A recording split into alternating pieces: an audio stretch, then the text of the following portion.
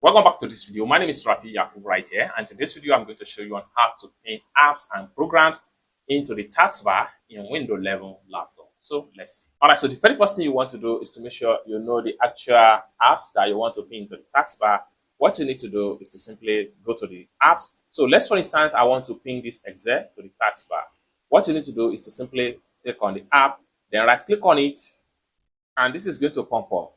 Next thing you need to do is to simply navigate to pin to taskbar, and then you have it right here.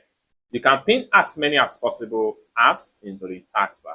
So let's, for instance, if I want to pin this my Adobe Reader to the taskbar, I will click on the app, then I will right click on it, and then I will simply navigate to pin to taskbar. That's simple as that. So basically, this is how to pin apps and programs to the taskbar in Windows 11 laptop.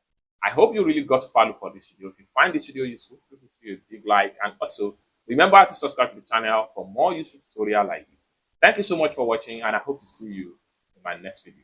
Bye for now.